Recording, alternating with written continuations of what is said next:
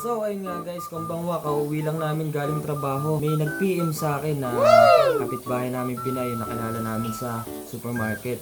May tatapon daw siya mga gamit. Ngayon, piniem niya ako na baka may mapakikinabangan kami. Pumunta lang daw kami sa kanila.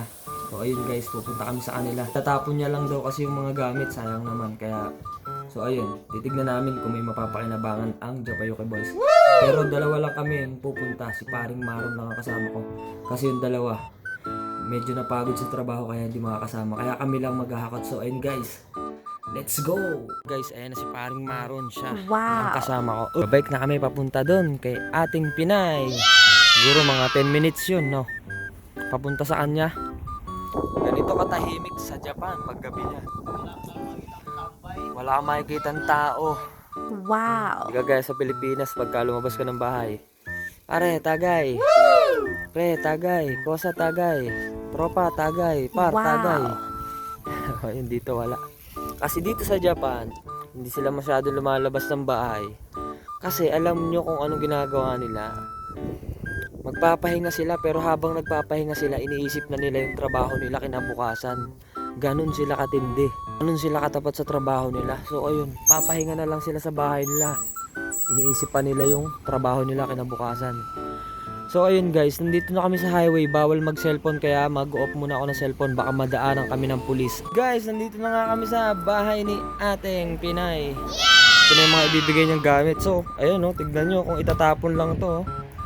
O diba? Ang dahil pa mapapakinabangan. Ito pa, ang ganda ng upuan. Wow!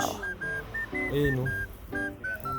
Dami, ano to? So ibibigay lang to ni ate. Arigato gozaimasu. Ah, may mga ano pa rito. Ano to, kumot? So ayun, may mga hanger pa. Tama-tama sa Japayuki Boys to. Konti lang yung hanger namin. Wow! Ayun, may lamesa pa.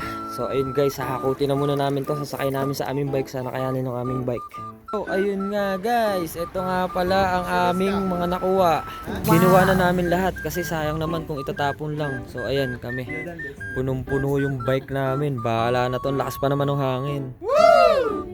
Yes, alis na kami. Ayan na nga si paring Maron. Ayan na siya. Ano yung dala mo? Wow. Oh, di ba? Bago na yun, nakuha naming upuan sa lamesa, hindi pa daw nila nagagamit. Yes. So ayun nga guys, ito naman ang aking itsura, tignan nyo. Wow. O diba?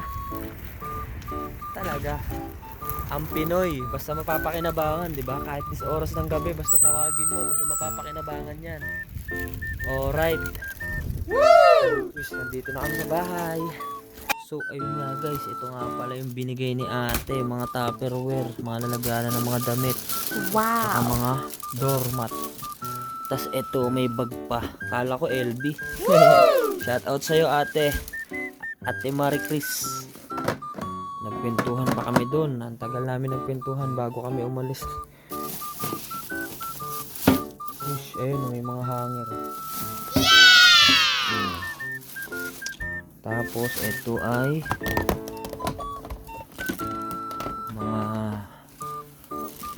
mga ano din. Ayun, may guantes pa. Tama-tama magagamit sa trabaho. Ayun, may mga doormat, may unan, may bag. So ayun guys, bukas na namin aayusin yan.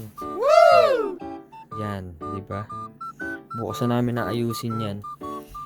Tapos ayun yung upuan, oh. Sariwa-sariwa pa, oh. May balot pa, oh. Wow! O, diba? Ito yung lamesa ang dala ko. Kasi ito yung lamesa, guys. Diba? Oh, ha? Sayang naman kung itatapon. Magagamit namin yan dito sa bahay. So ayun nga guys, magpapahinga na kami ni paring Maron kasi bukas maaga pa uli ang aming pasok. Kaya ayun, so babay na. Good night sa inyo. At kung natuwa kayo sa video na to, please like and share nitong video and mag-follow na rin kayo sa aming page, ang Japayuki Boys. Wow! Na si Ruel TV. Mag-follow na po kayo. So ayun lamang po. Maraming salamat po sa inyo. Kita-kits sa next video. Bye!